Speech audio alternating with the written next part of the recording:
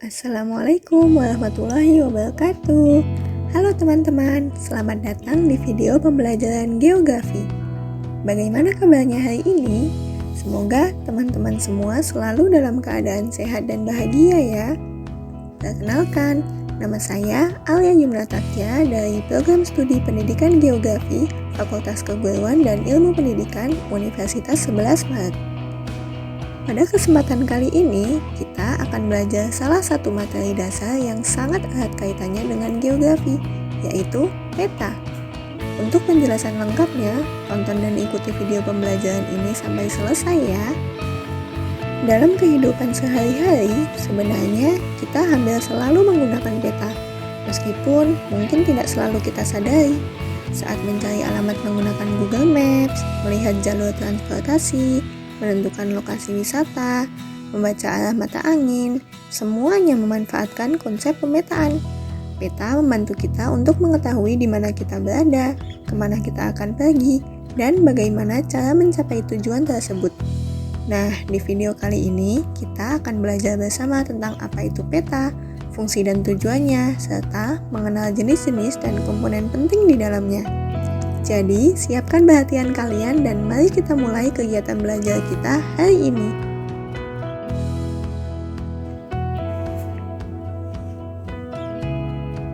Istilah peta diambil dari bahasa Inggris map.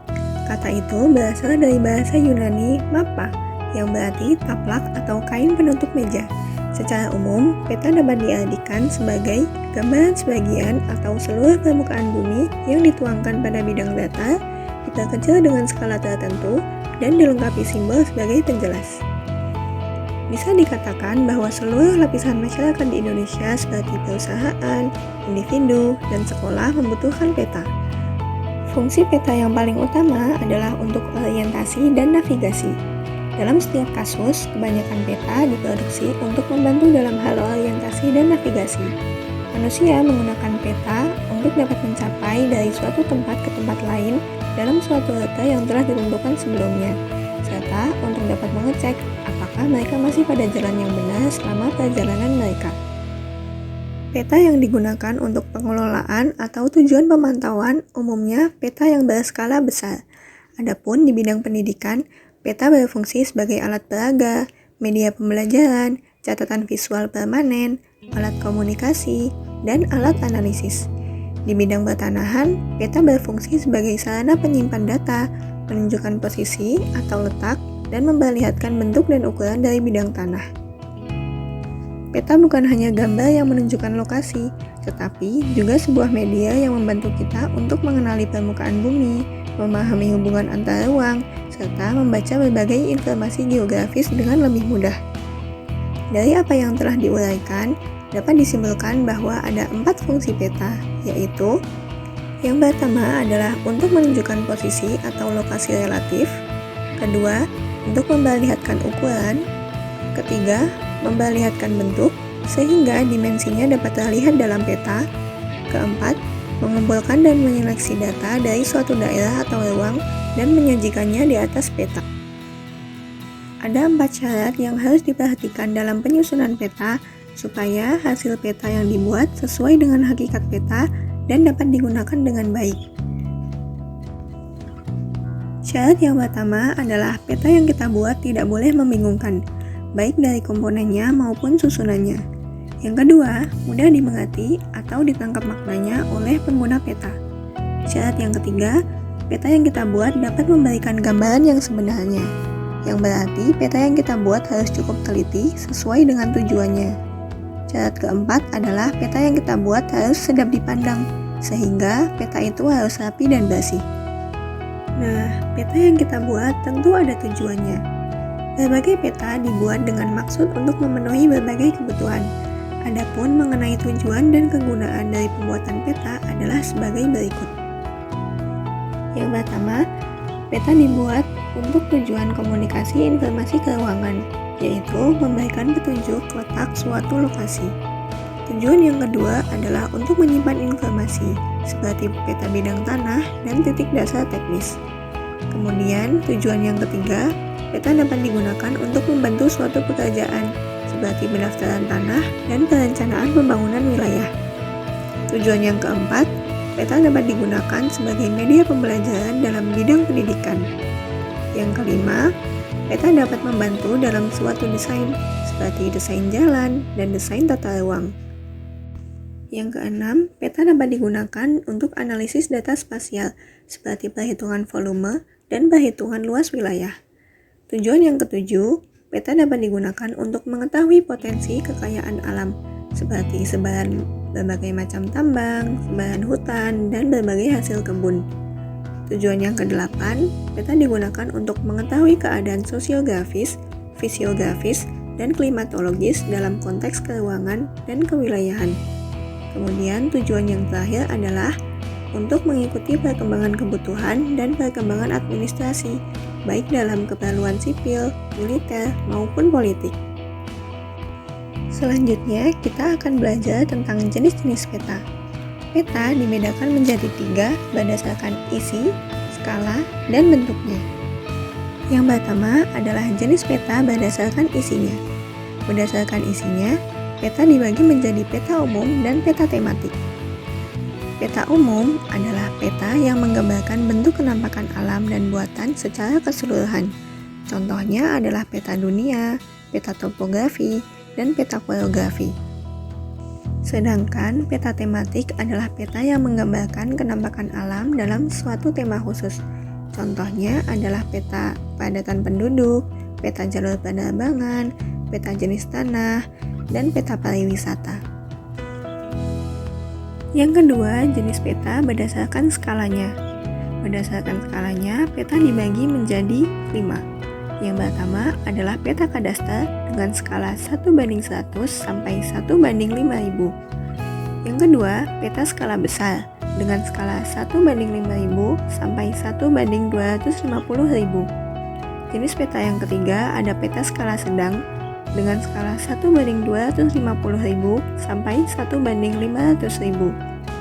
Selanjutnya ada peta skala kecil dengan skala 1:500.000 sampai 1:1 juta. Kemudian ada peta geografis dengan skala di atas 1:1 juta. Semakin besar nilai skalanya, maka semakin detail pula petanya. Pembagian yang ketiga adalah jenis peta berdasarkan bentuknya. Berdasarkan bentuknya, peta dibagi menjadi 3.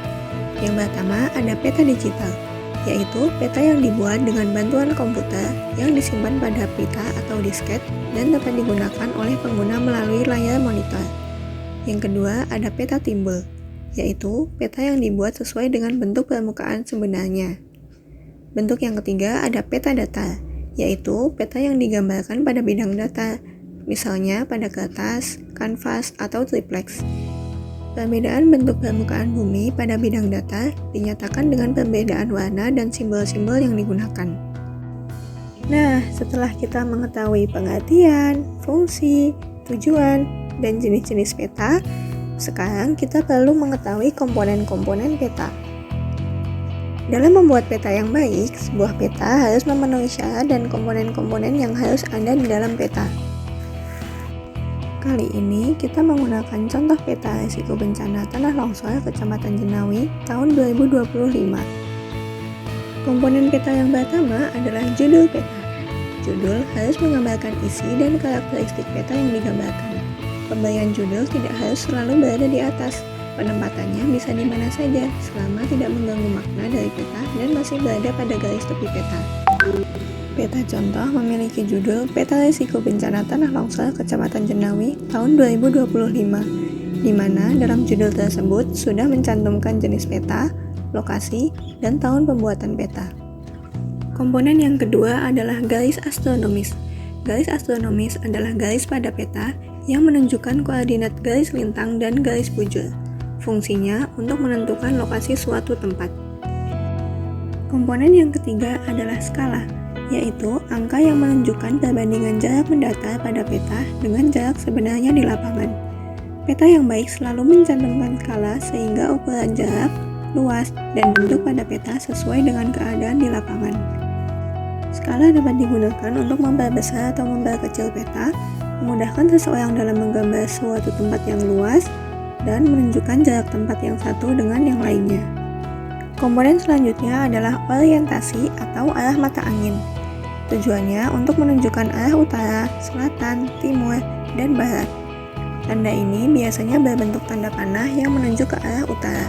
Petunjuk ini diletakkan di mana saja dari peta asal tidak mengganggu ketampakan peta. Komponen yang kelima adalah simbol peta, yaitu objek yang digunakan untuk menggambarkan sesuatu pada peta. Contohnya untuk menggambarkan lokasi atau jalan. Simbol dapat dibagi menjadi 4. Yang pertama, simbol titik, kedua, simbol garis, ketiga, simbol wilayah, dan yang keempat adalah simbol warna. Simbol-simbol ini nantinya akan dimasukkan ke dalam legenda peta. Komponen selanjutnya adalah legenda, yaitu bagian dari peta yang menerangkan tentang arti simbol-simbol yang digunakan pada peta, sehingga dapat mempermudah dalam memahami isi peta. Legenda berbeda dengan simbol peta. Perbedaannya adalah simbol letaknya di dalam muka peta, dan gunanya untuk menggambarkan unsur atau objek muka bumi. Sedangkan legenda letaknya di luar muka peta, dan fungsinya untuk memberi keterangan tentang arti simbol itu sendiri. Komponen yang ketujuh adalah lettering atau tulisan, yaitu semua tulisan dan angka yang ada di dalam muka peta dan berfungsi untuk mempertegas arti dari simbol-simbol yang digunakan dalam peta. Pada contoh peta yang digunakan terdapat tulisan yang menjelaskan nama kabupaten, kecamatan, dan desa-desa yang ada di dalam peta. Komponen selanjutnya adalah sumber peta. Di dalam sumber peta mencantumkan seluruh asal data yang digunakan dalam analisis sebuah peta. Fungsinya supaya pengguna mengetahui dari mana peta dan data-data yang dipetakan itu diperoleh. Kemudian, komponen peta yang terakhir adalah inset, yaitu peta kecil yang menggambarkan kedudukan suatu wilayah yang dipetakan terhadap wilayah lainnya. Umumnya, ukuran inset lebih kecil dibanding peta utama dan terletak di bagian pojok. Pada contoh peta yang digunakan, inset menunjukkan lokasi Kecamatan Jenawi pada peta Kabupaten Karanganyar. Nah, itu tadi beberapa penjelasan tentang materi peta. Terima kasih sudah mengikuti pembelajaran tentang peta pada video ini. Semoga materi mengenai pengertian, fungsi, tujuan, jenis-jenis, dan komponen-komponen peta dapat membantu kalian untuk memahami dasar-dasar membaca dan membuat peta dengan lebih baik. Jangan lupa untuk terus belajar, berlatih, dan eksplorasi dunia geografi di sekitar kalian. Sampai jumpa di video pembelajaran selanjutnya.